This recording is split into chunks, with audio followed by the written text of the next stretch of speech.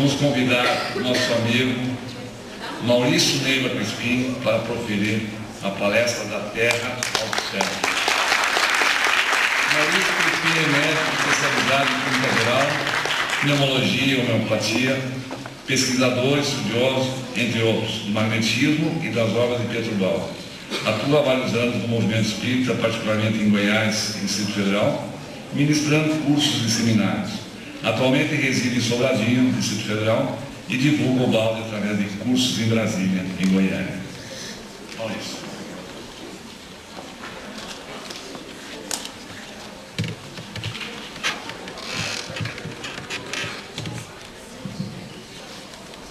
Meus amigos do Capaz, é uma alegria sempre renovada estar presente nos congressos Pedro Balde, falando um pouco a respeito da obra daquele que tem significância muito importante para todos nós. E nessa cidade fria, que cada dia fica mais fria, né? O calor que a gente recebeu aqui nesse encontro foi espetacular. E gozado que cada encontro tem uma maneira, né? Eu acho que esse encontro aqui foi um encontro do coração. É um encontro envolvente, um encontro carinhoso, um encontro calmo, diferente dos outros encontros, né? Um encontro que tocou muito. E me tocou muito as palestras todas, mas em particular o Jorge Dama. Eu acho que ontem o Jorge Dama se superou e trouxe para a gente uma das coisas mais belas que eu já vi. E eu fiquei muito grato a ele. Por incrível que pareça, rezei para ele à noite. Para agradecer o benefício que ele fez a mim, né? E uma coisa muito envolvente, para mim foi muito significativa aquela palestra do Jorge. Deu vontade de perdoar todo mundo. Se eu errei alguma vez para vocês, por favor, me dê perdão integral, porque foi muito significativo e para mim foi muito significativo. E hoje eu vi a Adelaide, acho que a Adelaide tem um dom de tocar a alma da gente e foi muito importante. Em homenagem a ela, a gente tinha combinado, mas não combinamos por telefone, eu até coloquei o simplório que ela falou, aqui, ó, quando ele se dirigia para o céu, né? É aquele baianinho lá do Ariston, que entrou na história da Adelaide e aí está aí apresentado. E também, antes de começar, eu quero falar que eu estou pagando um mico, não sei se vocês estão vendo aqui, um escudo do Santos. Isso aqui foi um amigo cientista, Valdir, que tem aqui, que falou para mim que o Santos ia ser campeão. Eu falei, se for campeão, eu dou uma palestra com o símbolo do Santos. Aí tentei não achar que dava para vir, mas acabou da vinda aí, foi campeão, agora eu tenho de usar e dar um bico a isso, porque eu sou vascaíno do evoluído Eurico.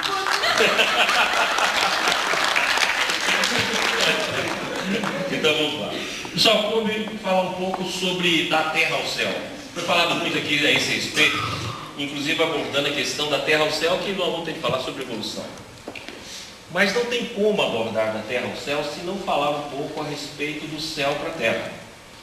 Em toda a parte do seminário, todo mundo que falou aqui, falou sobre o desmoronamento, falou sobre a teoria da queda, que é uma das coisas mais fabulosas e mais importantes da obra do Balde. A teoria da queda, nós podemos passar inúmeros seminários, talvez passaremos aí os próximos anos, discutindo a teoria, e cada vez mais a gente entende de uma forma diferente, e vai acrescentando, a gente vai tendo a visão da queda todo dia, no dia a dia, nas nossas vidas. E, principalmente, eu pensei muito aqui na cidade de Curitiba, que nós estamos vindo aqui pela primeira vez, no sentido de um congresso, e aí a importância da gente falar um pouco sobre a teoria da queda. Então, na verdade, eu estou enganando vocês, eu vou falar do céu para a terra. Mas vamos colocar da terra ao céu no sentido de saber onde que iniciou o psiquismo. Porque se houve um desmoronamento, se houve uma queda anterior, o psiquismo já existia. Como a Regina falou ontem, né? Quer dizer, nós não somos uma tábua rasa. Pelo contrário, já somos uma tábua com tudo que tem. Somos uma semente com todo o processo já dentro de nós. E falar um pouco também sobre a criação divina.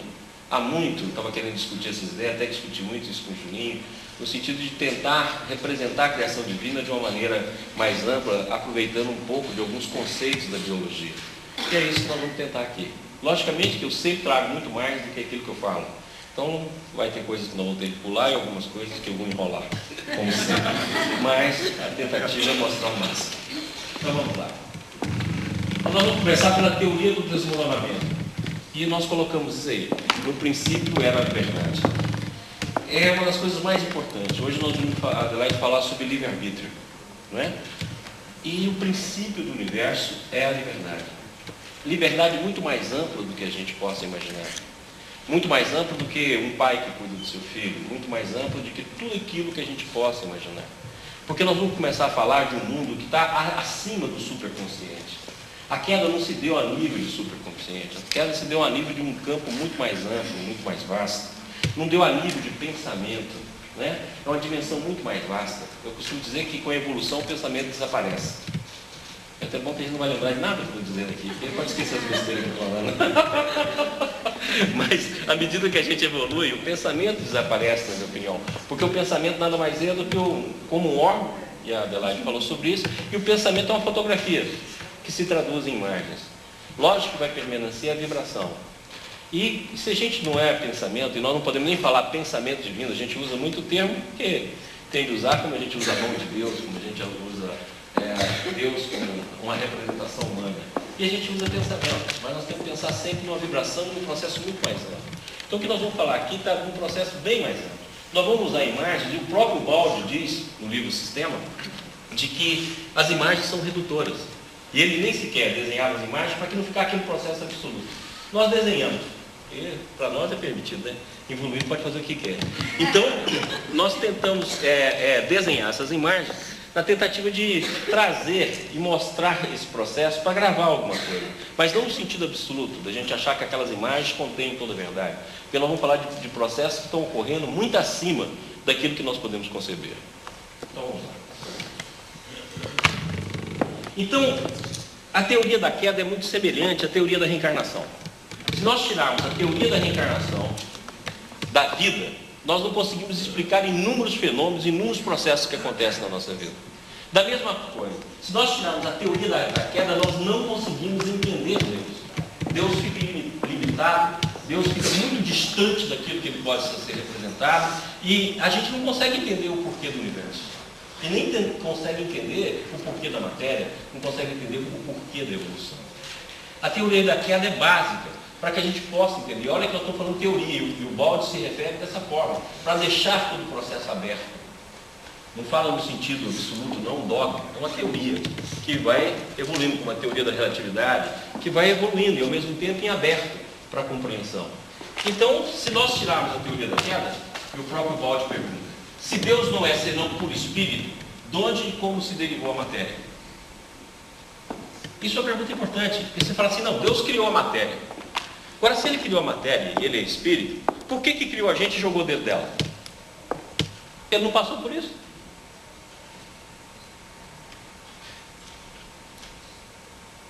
Vai ver que vocês são feios, friorentos. Tem que ter uma explicação. Né? Não passou por isso. Então, por que Deus criou? De onde veio a matéria? Vamos lá. Como se pode explicar a presença do mal e da dor em nosso universo? Se Deus é amor, se Deus é felicidade, se Deus é perdão pleno, como é que explica a presença do mal no mundo? E como é que explica a presença da dor? E olha que nós estamos falando da primeira dor. Não é a dor entendida no processo encarnatório. Ah, sim, por causa daquilo, causa e efeito. Mas a dor, por que ela existe no nosso universo? Vamos embora? Pode? Travou? Outra coisa que o Baldi mostra em Deus e o universo. Devemos automaticamente admitir em Deus também a unidade. Ora, o universo é inegavelmente dualístico. E aqui está o símbolo da dualidade, né? Como se pode explicar essa estrutura dualística em um universo cuja base deve ser unitária? Se não com a teoria do desmoronamento? Quem despedaçou o mundo? Como e por quê? Olha, o dualismo está em todas as coisas. Em todas as manifestações do universo. Desde o dia à noite, até na sombra e na luz que nós vivemos. Quem estuda psicologia aí vê lá um dos arquétipos de Jung é a sombra. E nós sabemos disso. Ontem o Jorge falou aqui sobre a personalidade oscilante. Né? Tem uns que oscila, né? um tempo maior e um tempo menor. E tem outro que tem uma oscilação, quase dá água para o vinho toda hora. Não é? Oscila a personalidade em um tempo muito mais amplo. E alguns oscilam e ficam ali na depressão vários dias. Por favor, não chore quem é depressivo. Então fica ali vários dias na depressão. Oscila muito para o lado de lá, né? E outros oscilam mais rapidamente. Mas nós conhecemos isso dentro de nós. Nós temos essa luz e a treva dentro de nós mesmos. E por quê? E por que se perdeu a unidade? E sempre que a gente se refere a Deus, a gente fala assim, estamos voltando para Deus. De quando é que nós saímos? Por que estamos voltando? Se Deus tivesse nos criado e dado a evolução como um processo de somatória para adquirir experiência, para voltar nele, como é que nós estamos voltando? E Deus nos criou como? Como a teoria de Piaget, uma tábua rasa? Vai lá, filhão, te cria aí e vem para mim. Será que foi assim? Né? Então, sem a teoria da queda, não tem como explicar esse processo. Vamos lá? Hoje em dia, um dos mais fortes marketing não é do McDonald's, como mostrou aqui, é do Satanás. O Satanás está na mão. Não tem um marketing maior do que esse hoje em dia, gente. É o maior marketing. Você vê que o Jorge falou do marketing do Santo, mas gente, o Satanás dá mais dinheiro. E é muito melhor. Quer dizer, hoje nós estamos vivendo o marketing do Satanás. Tá claro? E a gente resolveu abordar esse tema, trazer esse tema e também mostrá-lo a partir da queda. Né? Que Satanás é esse? Né? Você viu que a Adelaide referiu aqui, o Satanás que sai lá e tal, manda lá voltar. Então, que Satanás é esse? Então nós vamos abordar também esse aspecto, e o Balde diz o seguinte: é absurdo o universo dualístico desde a sua primeira essência, em seu centro. Se assim fosse, pelo menos os dois termos do dualismo, bem e mal, deveriam ser iguais. Mas se o universo é dual, predomina bem e mal, e ele é assim desde o princípio, e tem uma força opositora a Deus, consequentemente bem e mal ia depender da ocasião, da probabilidade da força. E você viu que a Adelaide afirmou aqui: o mal jamais derrota o bem. Então como? E ao mesmo tempo,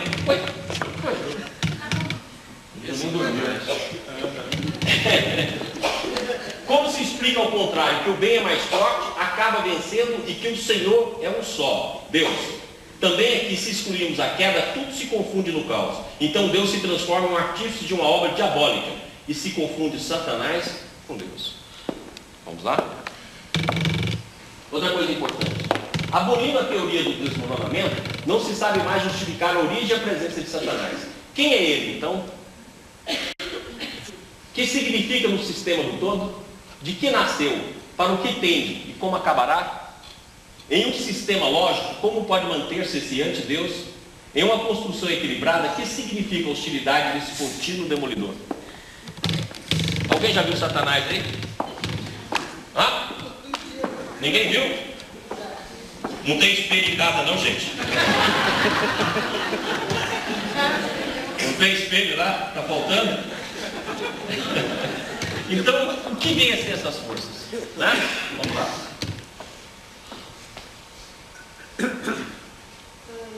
A personalidade de Satanás.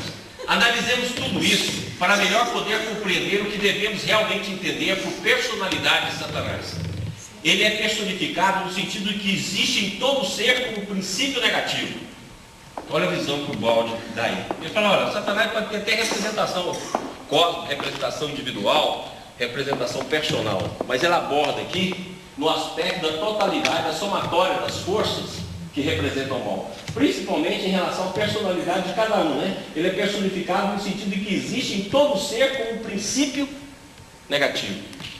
Se equilibra para contratar o princípio positivo, com o qual está sempre em luta, para dele se desvincular e se libertar. Essa luta é a base da evolução.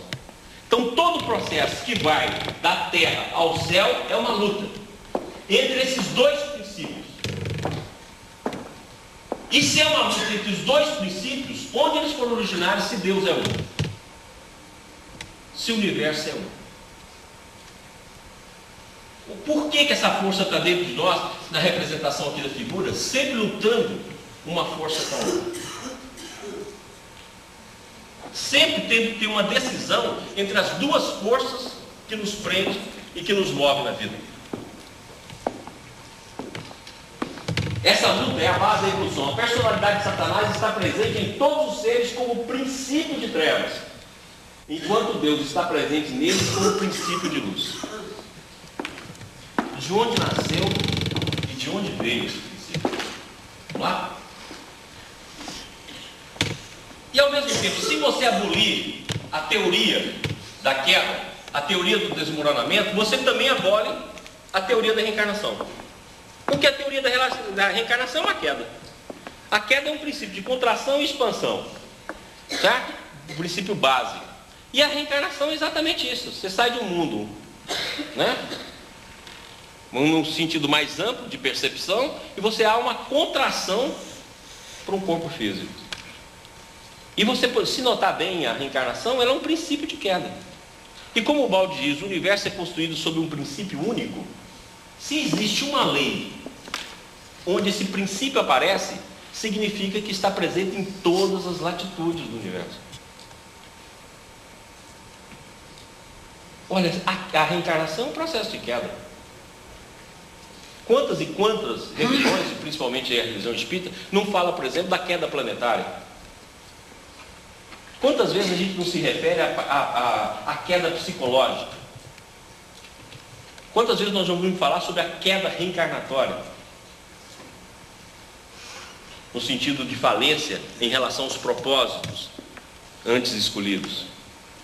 Então, diz o Baldi, a própria teoria da reencarnação, simplificando contínuas inversões entre vida e morte, entre erros e expiações, prova-nos o princípio fundamental do ciclo completo, composto de dois semiciclos, queda e ressurreição. A absoluta incompatibilidade entre a teoria da criação progressiva e a teoria da reencarnação. Uma exclui a outra. Então vamos supor que eu acredito que só existe evolução. Deus nos criou, nos colocou dentro da matéria e eu vou evoluir progressivamente. Muito bem, qual foi a minha pior reencarnação? Ou minha pior encarnação? A primeira. Então Deus já fez uma coisa que não prestava. Porque a primeira foi a pior. Lógico, se é progressivo, se é em linha reta. Se no momento que eu estou aqui, a minha primeira reencarnação, e ela é progressiva em linha reta, a minha primeira encarnação na fase luminal foi a pior. E onde é que estão os débitos que eu contraí? Onde é que veio os débitos que fala que eu tenho? E ainda fala, eu tenho que pagar. Você viu que o Rosandré falou que não é para pagar. Não existe negócio de pagar. Né? Então, de onde é que vem isso? A minha primeira encarnação foi a pior, então quem me deu a primeira encarnação quem é responsável?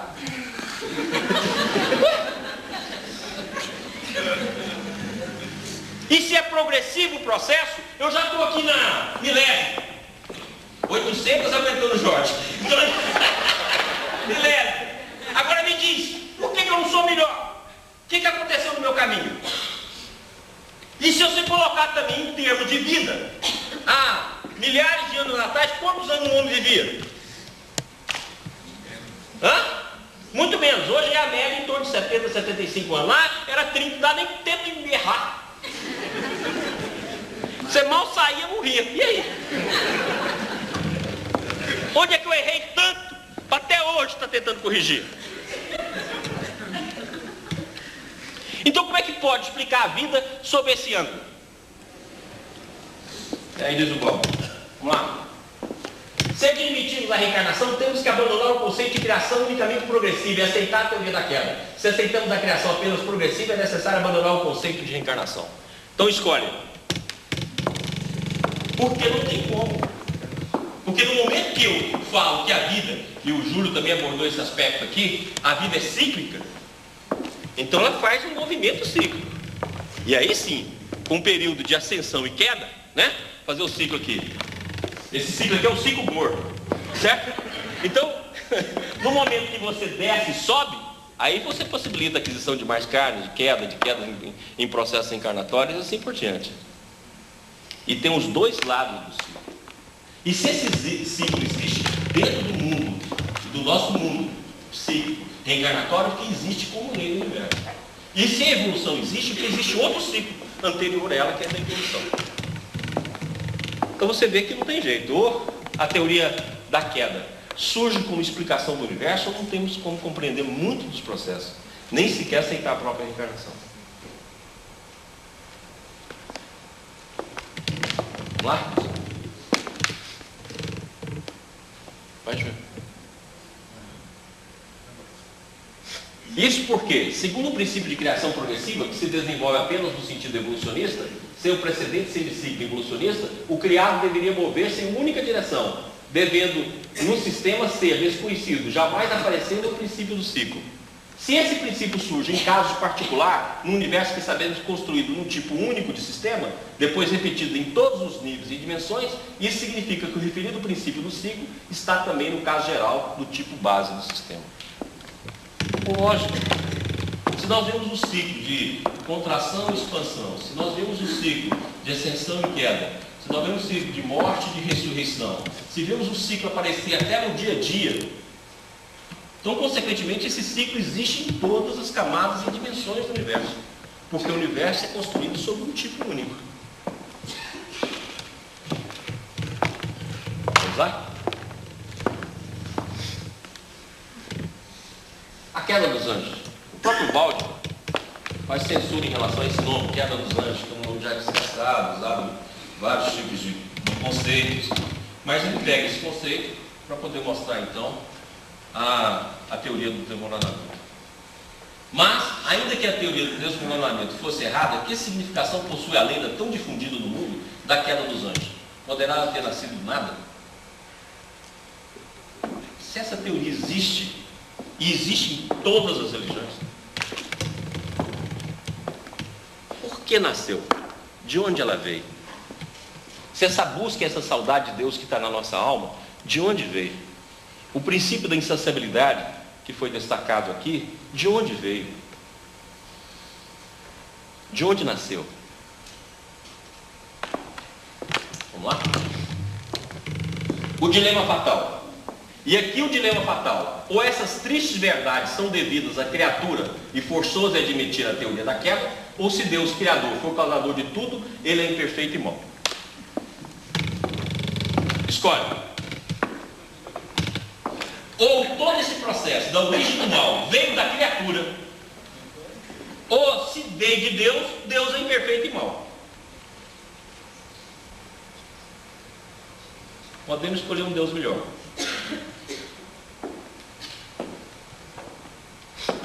Então vamos lá.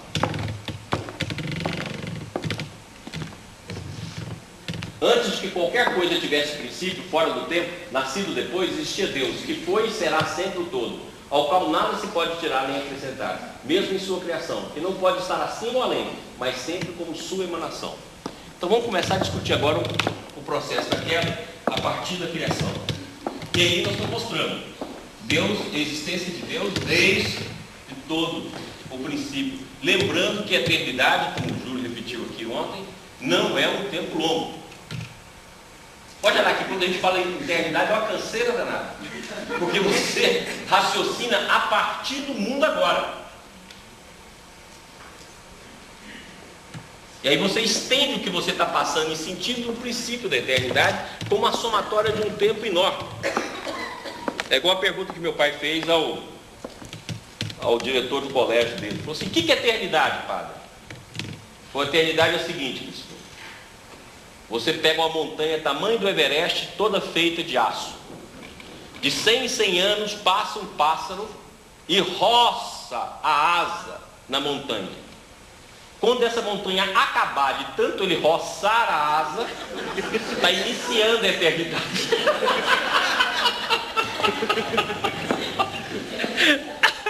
É mole. De 100 em 100 anos roça. Quando a montanha acabar, tanto ele roçar, iniciou a eternidade.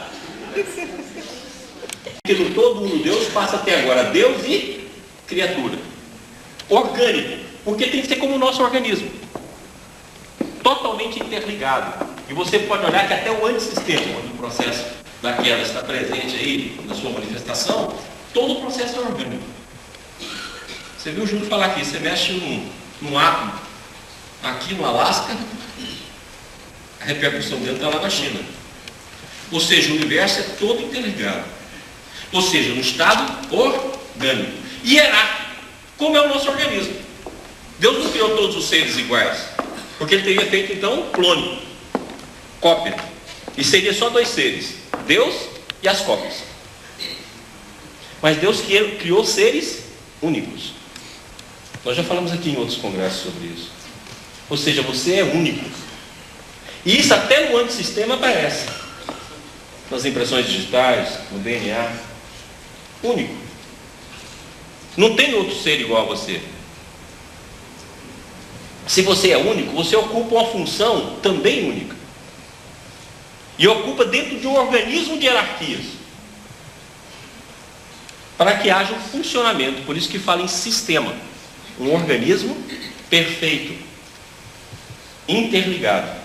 E Jesus definiu bem, se a gente quer voltar, amar a Deus sobre todas as coisas e o próximo como a si mesmo. Porque vai formar um sistema onde não há o amor.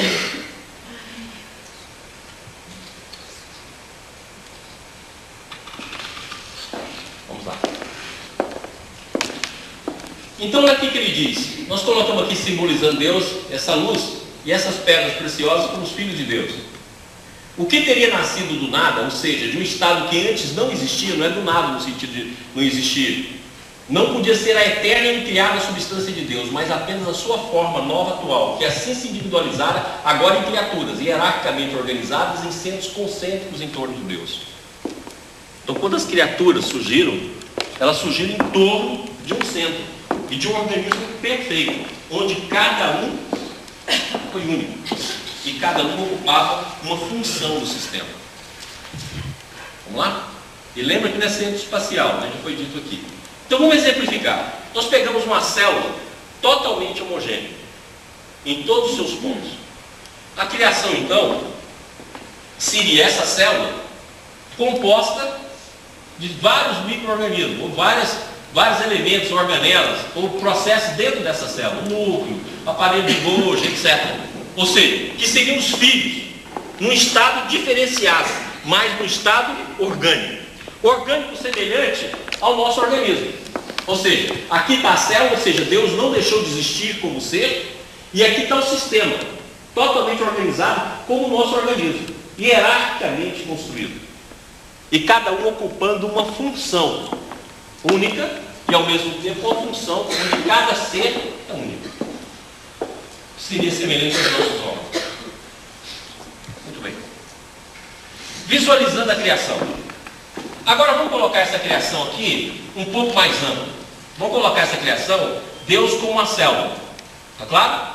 Vamos lá. Então, nós vamos pegar aqui dois processos da biologia.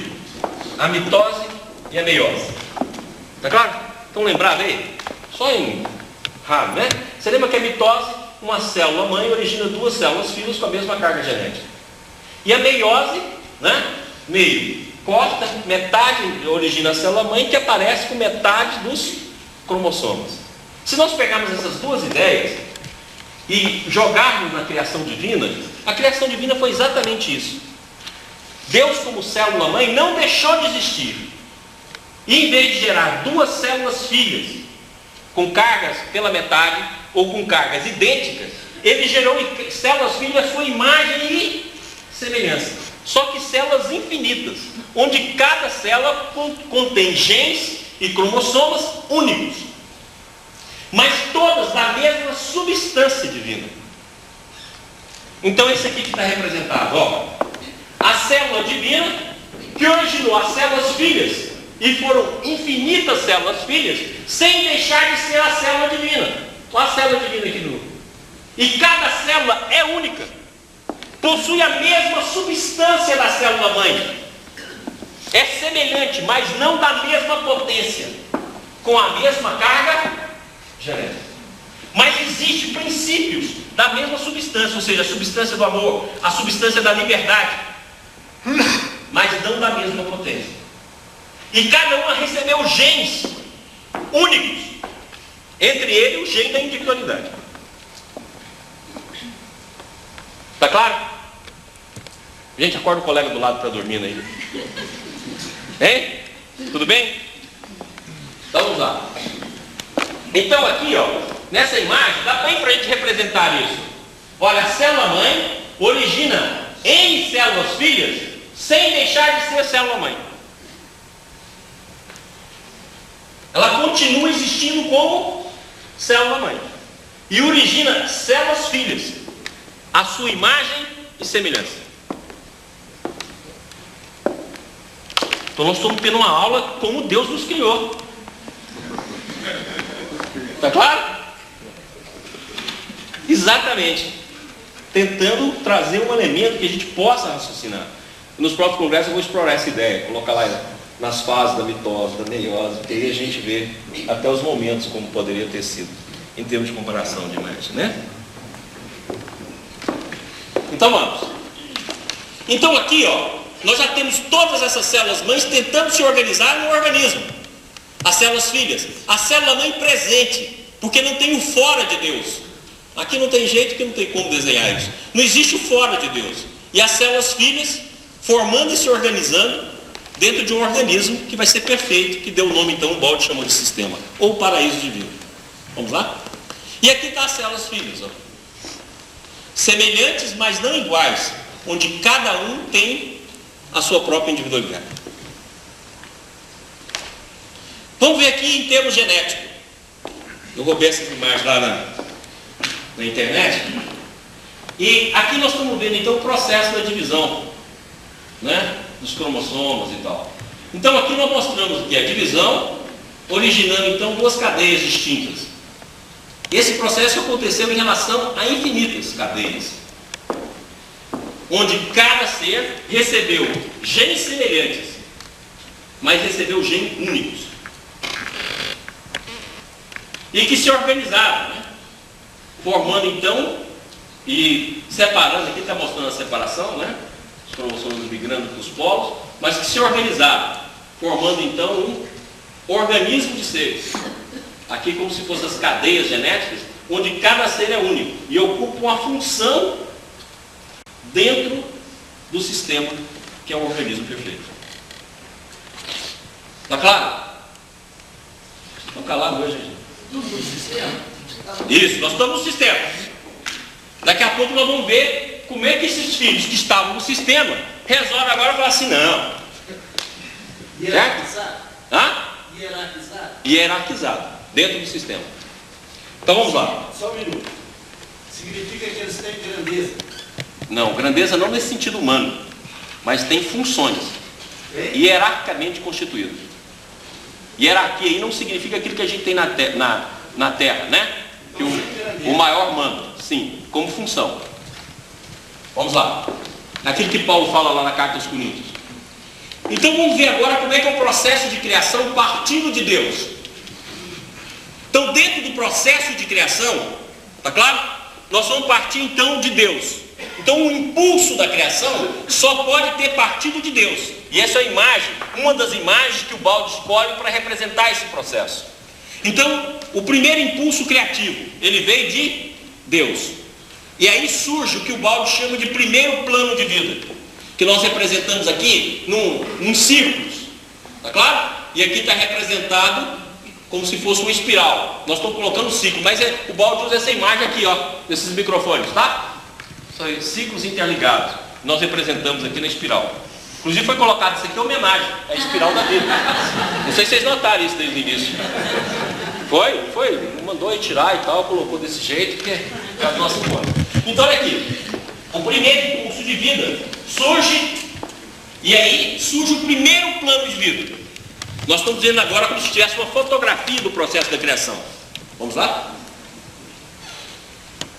Então o primeiro impulso. Ora, observando o fenômeno com maior exatidão, podemos pensar que essa criação tenha ocorrido não toda concomitantemente, no mesmo instante, mas sim em fases progressivas e portanto por graus, e assim em planos sucessivos, segundo os quais se teria propagado na esfera do sistema o impulso proveniente do centro Deus. Vamos lá?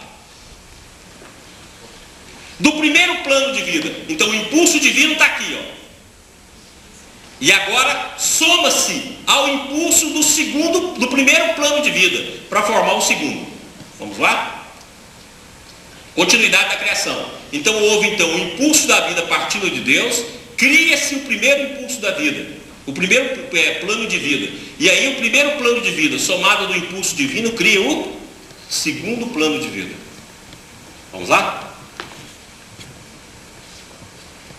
O segundo plano de vida, e olha aqui as setinhas para a gente poder ver a cor. Então agora soma o impulso divino, que se propaga, soma o primeiro plano de vida, se propaga, forma o segundo plano de vida. Vamos lá?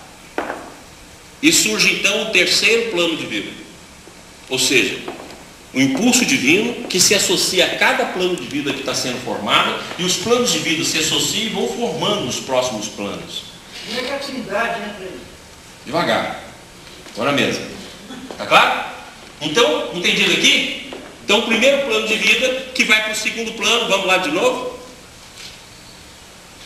Do centro, Deus teria partido o primeiro impulso criativo, que teria atingido o primeiro nível, círculo de seres, ou seja, o primeiro plano da vida. Depois, Deus teria feito chegar esse seu impulso através dos seres do primeiro círculo no segundo. Em seguida, através dos seres do primeiro e do segundo, a um terceiro. E assim sucessivamente. Dessa forma é que o impulso criador de Deus teria sido transmitido através de toda a esfera do tudo uno Deus, até transformá-la toda, do seu estado homogêneo em um estado diferenciado, nisso constituindo o fato de criação. Por planos de vida. Então olha o poder que o Espírito tinha. Olha o poder que o Filho tinha.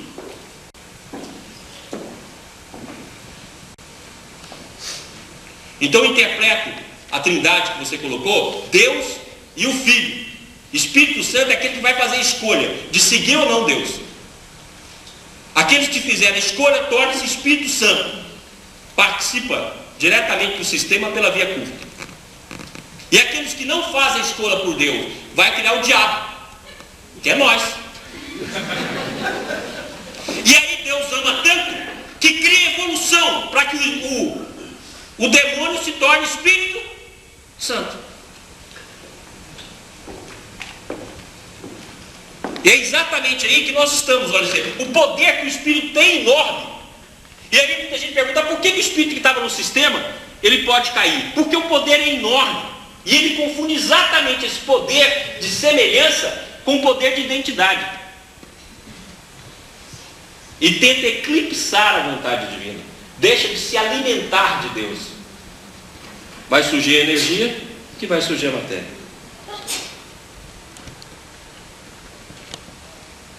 Vamos lá?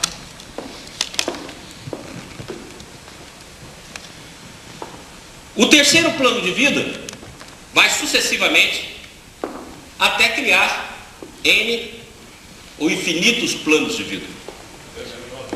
Hã? Igualzinho, estou falando. Homenagem.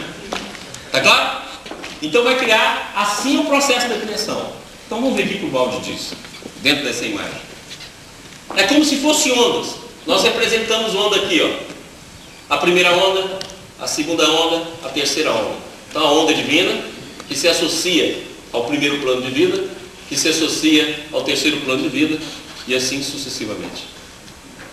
E aqui nós pegamos um processo fagocitório, certo? Para mostrar o impulso. Então recebe-se o primeiro plano de vida, recebe o impulso divino e transmite, formando o segundo. E assim sucessivamente dentro desse movimento. E aí o que diz? Essa representação do fenômeno permite-nos ver imediatamente com maior relevo uma característica importante. No próprio ato da criação, as criaturas, logo após o nascimento, teriam sido chamadas a colaborar com Deus, a funcionar ativamente como seus instrumentos no sistema, como veículo de atuação de sua lei. Então nós somos co-criadores e co-participadores da obra divina, independente, desde o nosso início. E você vê que no antissistema, nenhum ser deixa de colaborar com a criação. Não tem um ser. E tudo funciona organicamente, a mesma lei, só que agora invertido.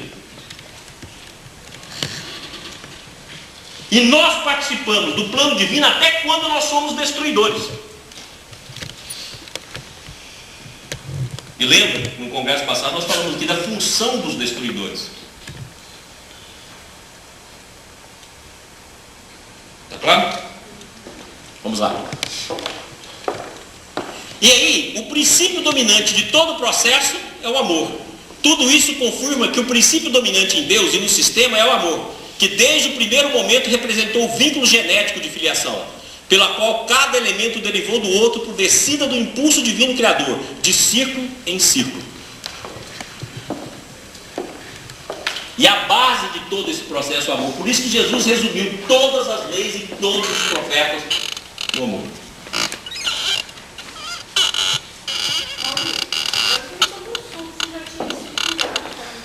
Oi? Eu não estou conseguindo encaixar esse estudo com o estudo passado, que você fez aquele ciclo de a criação num instante só. Isso. Agora, esse plano diferente. Porque nós estamos colocando agora como uma visão didática do processo. Mas aquela individualidade lá do primeiro plano, no segundo plano são Outros indivíduos. Então é como se, vamos supor que o impulso divino, aí eu pego esse grupo aqui que foi criado, e crio o segundo, o terceiro, o quarto. Você lembra que você falou que aquela brincadeira? Esquece o que eu falei. Você não... Esquece, depois a gente discute. Vamos. Esquece. Aqui que é o novo agora, prende agora assim. Recém-chegado. Esquece o que eu disse. A novidade é agora. Vamos lá. No próximo congresso eu junto as duas. Vamos ver. Amor e liberdade. Sua característica fundamental era o amor, qualidade pela qual se exprime a natureza de Deus. Princípio que deriva todos os outros. Primeiramente a liberdade do ser, depois as outras, como o bem, a bondade, a harmonia, o poder, o conhecimento, a beleza, a felicidade, em suma, tudo o que de mais belo e melhor o ser possa imaginar. Então, o princípio básico é a liberdade. E nós colocamos bem isso aí, ó. A liberdade do pássaro no céu e a liberdade do peixe dentro de um aquário.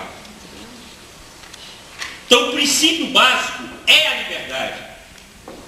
E depois é que surgem todos os outros princípios. E você é livre para tudo, inclusive para negar Deus. E é assim mesmo, lógico. Então não há liberdade condicionada, não há liberdade estreita. É uma liberdade absoluta. Inclusive acabar com si mesmo. Vamos lá. O respeito à liberdade.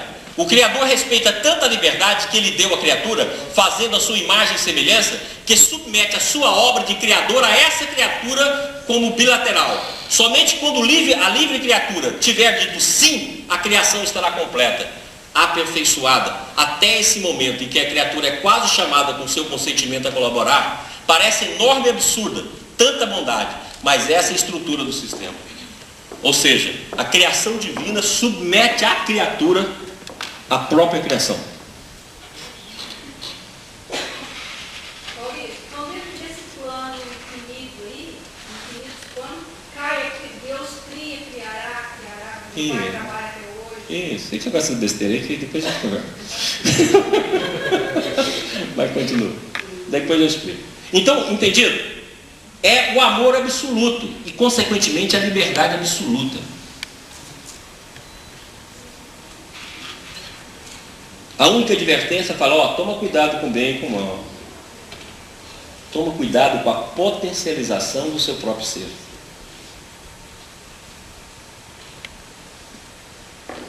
Vamos lá. E aqui nós estamos colocando a pirâmide como estado hierárquico. E Deus como o ponto maior de todo o processo da pirâmide. Belo é o amor, mas acarreta uma renúncia cheia de deveres. Uma renúncia à plenitude total do eu sou. Implica obediência, o reconhecimento de uma posição subordinada. Eis o perigo tentador. Exagerar em seu juízo a própria semelhança com Deus e admitir uma pretensão de identidade. Foi aí que se estabeleceu então a via longa, que é a vida em que confunde a própria identidade do Espírito com Deus e a mesma potência. Que era criador, você viu que foi criando em ondas. Então, consequentemente, aí surge, dentro desse processo, a possibilidade da queda. Vamos lá. E aí, diz o balde em Deus e o Universo. Então muitos deuses menores, feitos de substância divina, livremente decidiram tornar-se deuses maiores, iguais a Deus. A escolha foi por ele feita, e o universo abalado até os fundamentos que estão no espírito estremeceu, e parte dele desmoronou, envolvendo na matéria. Mas não foi assim para todos os seres. A balança em que foram colocados os dois impulsos para uma outra multidão de espíritos se inclinou, ao invés para o lado do amor, oposto ao da rebelião por orgulho. Por quê? Porque todos nós, para manter a individualidade, tem que ter o egocentrismo. Do egocentrismo originou o orgulho. E o orgulho é o pai de todos os vícios. Mas tiveram aqueles que a balança não pendeu para o lado do orgulho, pendeu para o lado do amor. Esses permaneceram no sistema. É o que o Balde chama de via curta. Nós preferimos a via longa. E tem alguns que estão na via longuíssima. Porque a queda da queda da queda, vamos embora.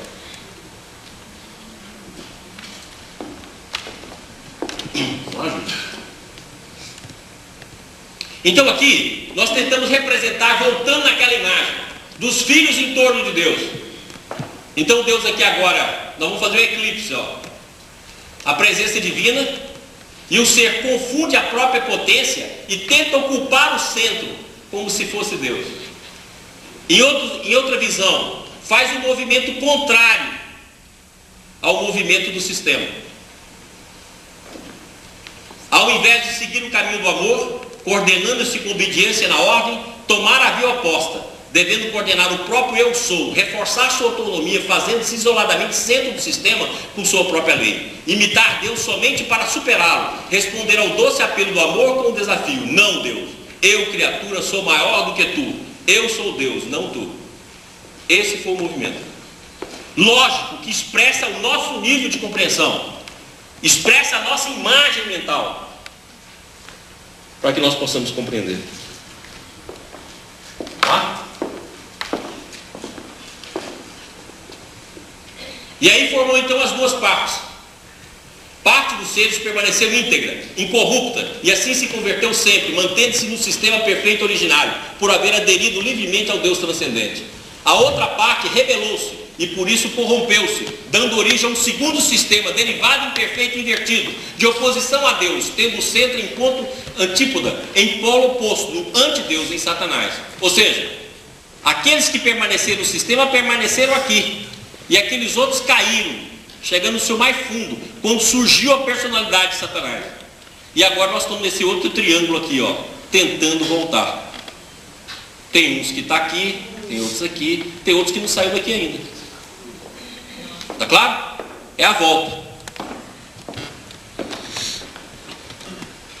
Então agora vamos estudar a mesma imagem anterior, que foi o processo da criação a partir de ondas, e ver como esse processo ocorreu em relação à queda, também dividindo todo o processo em cenas, em momentos, para que a gente possa compreender.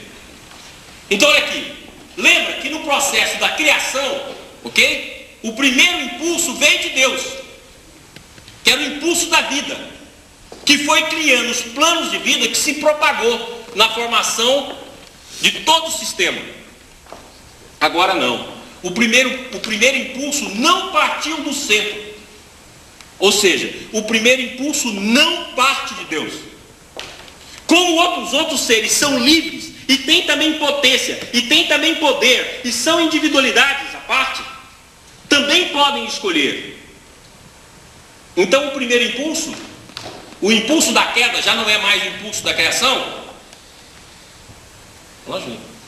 Ele parte da criatura. Olha aqui, ó. O centro não está presente como na figura anterior. E nós não temos um impulso divino. Nós só temos um impulso a partir do primeiro plano de vida que nós representamos aqui. Agora não mais um impulso criador divino, mas um impulso dado pela criatura. O movimento partiu da criatura.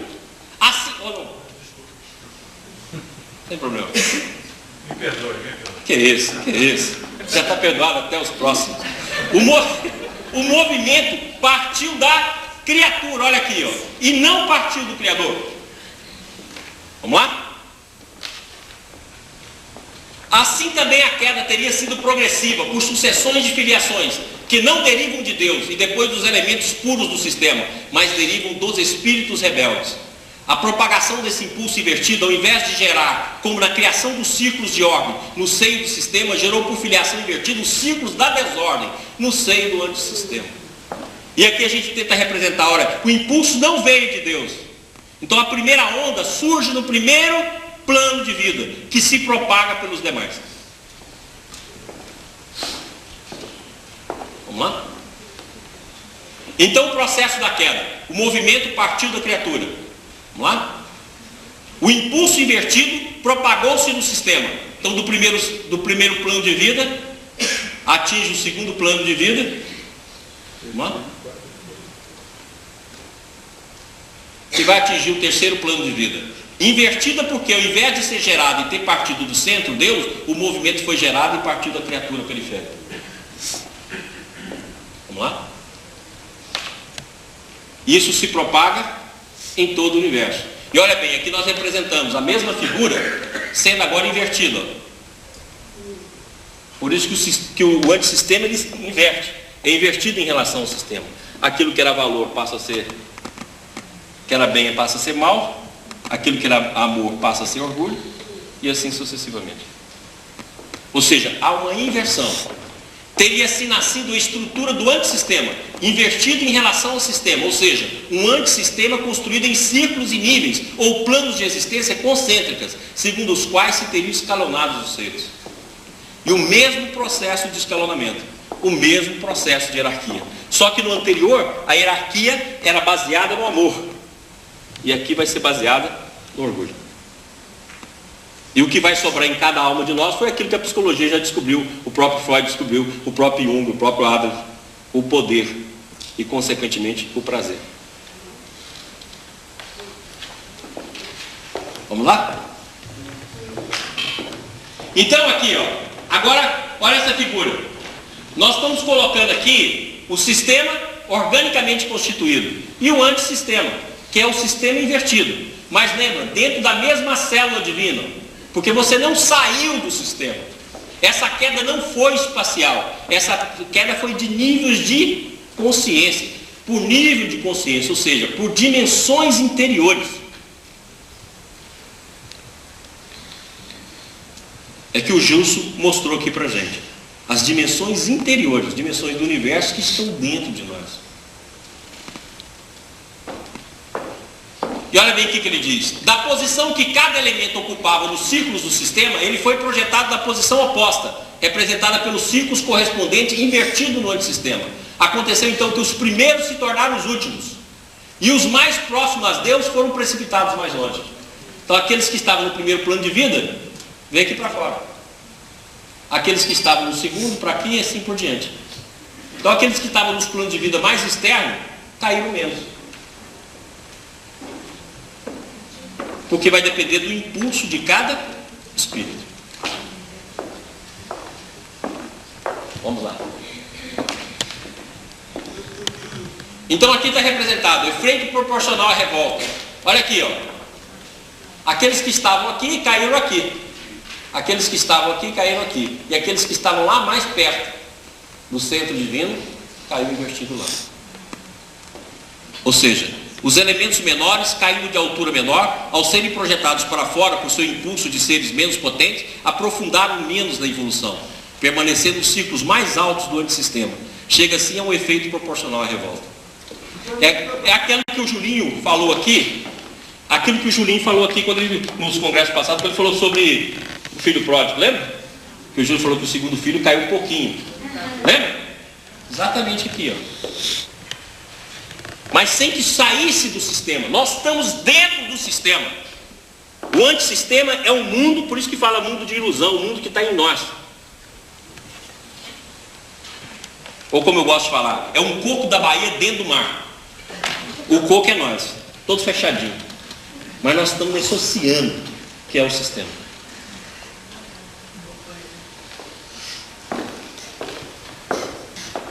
E aí o que diz o Baal? Mas tudo ruiu por terra, cada alegria ameaça e verte-se em dor, parecendo ter nascido envenenada pela recordação do primeiro desmoronamento.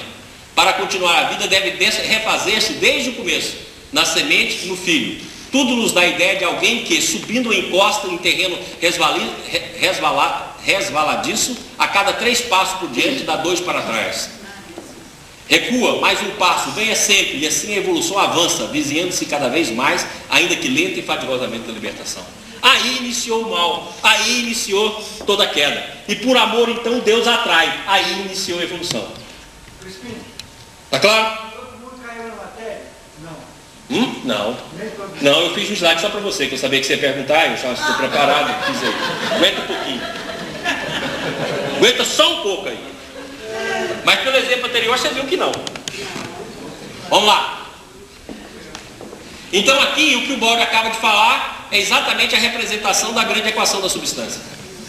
Né? 3 passos, volta 2, dá 3 passos, volta 2 e assim sucessivamente.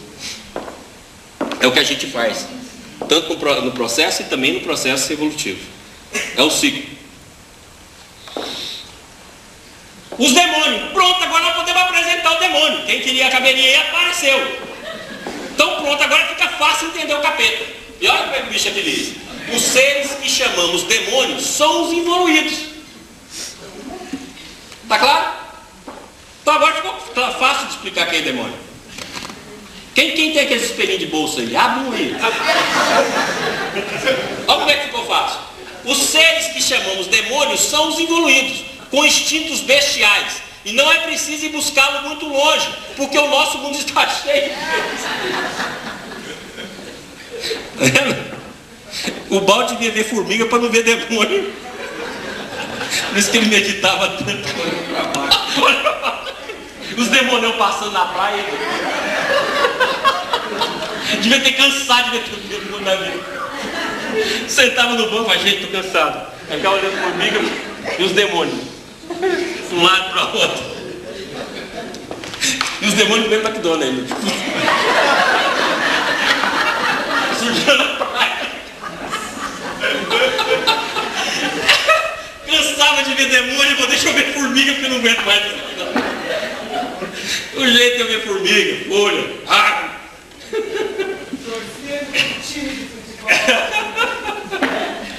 Os que negam a existência do inferno, basta que olhem em redor para tocá-lo com as mãos. Pessoal, por favor, vou igual aquele negócio da igreja católica, toca uns aos outros.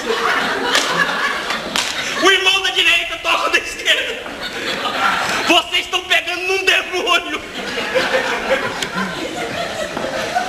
Vai, por favor, aquele negócio, abraça os demônios lá na pelagem. E não é eu que estou falando, não, você está vendo aqui. É o homem que está dizendo.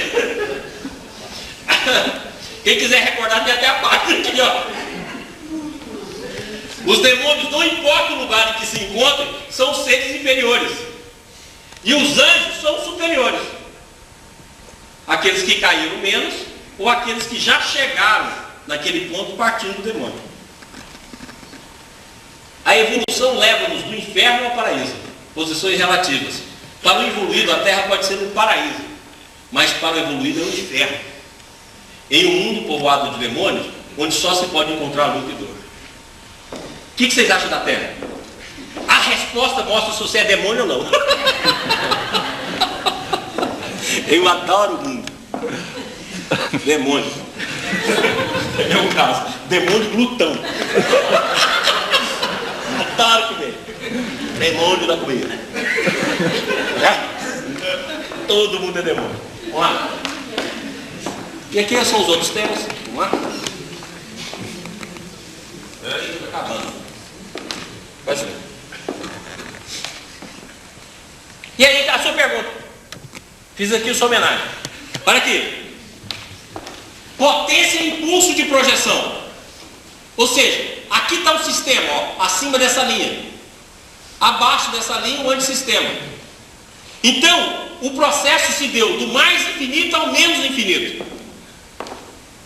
Então, aqui está representado, ó, um que caiu lá na dimensão do menos infinito.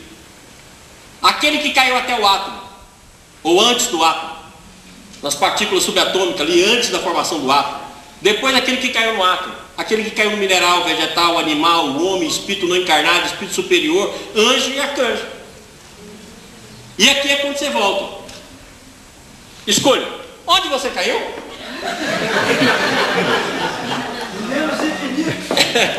Tá claro? E aí é por isso que, ao ver o mundo, nós vamos ver átomo, nós vamos ver animal, nós vamos ver tudo isso. Porque cada um cai em um determinado nível. Lógico que nós estamos deixando de falar de tantas outras coisas aqui. Mas só para ter uma ideia. Por isso que uns estão acordados. Hoje, outros já são anjos. Hoje já são espíritos superiores. Porque já chegaram lá ou caíram até aquele nível.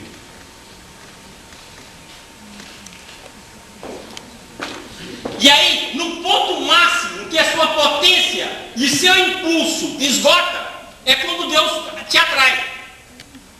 E aí é o que ele diz, ó, onde é o máximo estado de perdição, funciona o máximo poder de salvação. É assim que no ponto onde se esgota a revolta, logo se inicia a contra-revolta. Ou seja, o perdão incondicional, que atrai o espírito do ponto onde o impulso dele esgota. É como se a gente usasse aqui um ioiô. Então se eu solto aqui, vai até ali na parede, ele bate na parede e volta.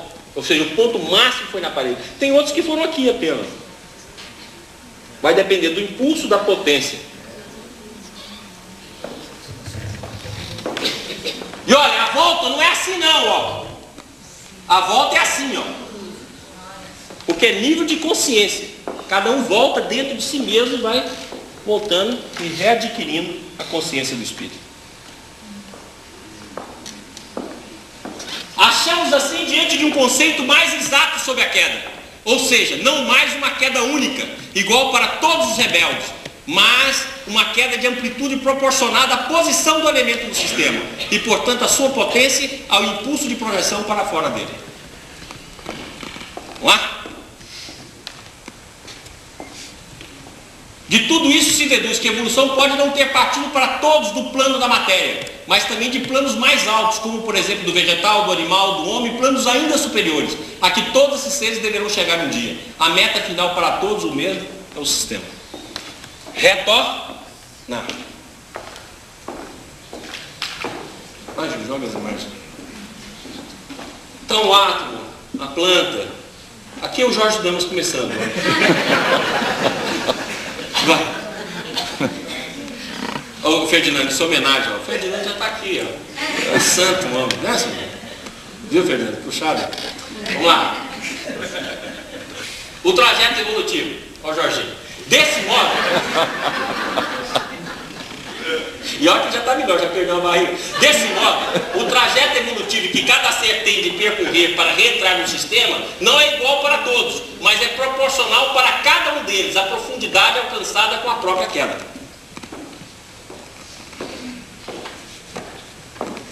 É aquela música. Caí, não procurei esconder, todos viram. Onde você chegou, você volta. Você imagina você cantando assim? Não dá, não. Por isso que eu falei pra você, como é que eu vou pro céu? Nós dois vamos pro inferno. Vamos lá. Porque Deus assim quis, todos os seres existem, ninguém pode nem quer deixar de existir. Mas ninguém lhes proíbe de viver errado, se assim quiserem, no nível, posição e condição de vida da fera, da árvore até da pedra. A liberdade continua. Aí nós vamos ter apenas o determinismo do bem, como bem explicou Adelaide, fazendo com que haja proteção para o retorno. Porque, como diz Jesus, nenhuma ovelha se perderá. Nós podemos até formar uma escola de samba, unidos da volta do sistema. Com a fantasia cósmica do Jorge. Vamos lá. E agora aqui, ó. Olha, se existia, e se era espírito e teve a matéria, é porque a matéria existia na substância do espírito como estado latente. E vai ser a vontade do espírito, na concentração, na aceitação divina ou não, que faz a concentração ao contrário. Então aqui nós tentamos mostrar isso aqui, ó. Tá? Ou seja, como se aqui nós mostrássemos toda a composição do espírito, ó, nas diferentes cores, existindo como estado latente. E na hora que o espírito faz a sua escolha e se concentra, ele torna todo vermelho, ou seja, todo matéria. A evolução é sair do vermelho e tornar novamente tudo azul. Tá claro? Em outra representação, aqui está a luz representando o espírito. Aqui está representando a queda das dimensões, que são interiores. E agora o processo está invertido. A matéria prendendo o espírito. Por isso que está tão claro no livro do Espírito. A matéria é um liame que escraviza o espírito. Está claro? Cidé, você falou que os crentes ficam cantando os santos, né? E o que será que os que não caíram fazem lá? Quando eu chegar eu digo. Pode deixar, vou digitar uma mensagem para você. Aguenta aí. Eu vou falar assim, a gente não canta não. Isso faz pensar que no espírito existe a possibilidade de um estado feito de matéria, como forma íntima no estado potencial, e que o existir na forma de espírito se tem invertido na posição inversa, agora não mais em potência, mas em ato, posição que é a material, que constitui a forma de existência do nosso atual universo. Lógico que a função do sistema tem de ser uma função de amor, certo? E a função do sistema tem de ser, a cada passo, o mergulho na divindade. Deve ser uma alegria do cão. Mas eu falo para você quando eu chegar lá. Vamos lá. A realização máxima da vida. Se a finalidade da vida é a evolução, com sua tendência constante à realização máxima na fase de vida, é o psiquismo. Observemos como ele surge e se desenvolve até as formas superiores humanas. Um germe do psiquismo já existe, como vimos, na complexa estrutura cinética dos movimentos vorticosos. Esses primeiros sintomas, até o espírito do homem passa-se por gradações sucessivas de desenvolvimento, através das formas vegetais e animais, cujos órgãos e formas são meras manifestações de um psiquismo progressivo, porque ele já existia. Então, dependendo do nível onde ele mergulhou, a partir dali ele se manifesta, criando os órgãos pelo qual ele se manifesta. Daí a razão pela qual nós vamos ter as mais variedades das espécies e as mais diferentes manifestações. E aquilo que foi se adquirindo vai ficando no ser. E ele vai progredindo e abrindo o próprio ser e a própria descoberta. Ou seja, a viagem do espírito, a viagem da descoberta do espírito que ficou preso dentro de nós. A continuação da evolução orgânica só pode ocorrer a partir da evolução psíquica, como de fato se realiza no homem. Este psiquismo é a meta mais alta da vida. Seu desenvolvimento é o resultado final da permuta, da seleção, da transformação da espécie, de tão grande sabedoria, de tamanha luta e de alta tensão. Esse psiquismo fixa nos órgãos, nas formas, plasmas, anima-as em todos os níveis. Dela faz um meio para evoluir ainda mais. Ao retorno. Nas formas da vida, o psiquismo se revela e se exprime. A partir das formas, observando-as, podeis subir até o princípio, a centelha que se agita em seu âmago. Tudo isso constitui um esforço, uma ascensão dolorosa do protozoário ao homem, sempre subindo até os mais altos símbolos do psiquismo, onde se realiza a gênese do espírito, obra maravilhosa e progressiva, em que a divindade, princípio infinito, está sempre presente no ato e constante de criação.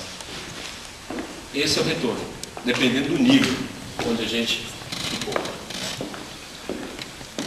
E aí tem uma coisa interessante, né? Você lembra daquela pergunta que fala assim, quem nasceu primeiro? O ovo ou a galinha?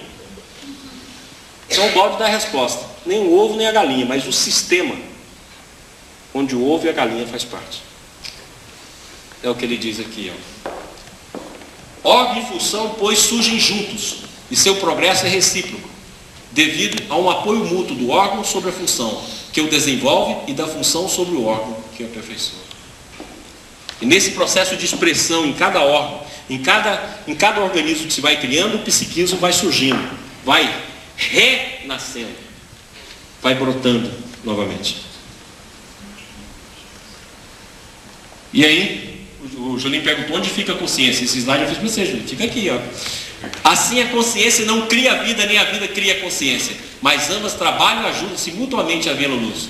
O princípio plasmando e desenvolvendo para si uma forma cada vez mais adequada à sua manifestação. E a vida fixando esse impulso e organizando-a para a maior perfeição. Julinho, último slide.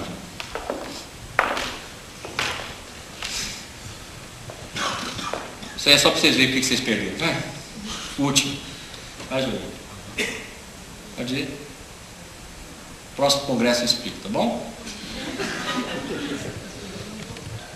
Vai. Uma pena. Fica para depois. Vamos lá?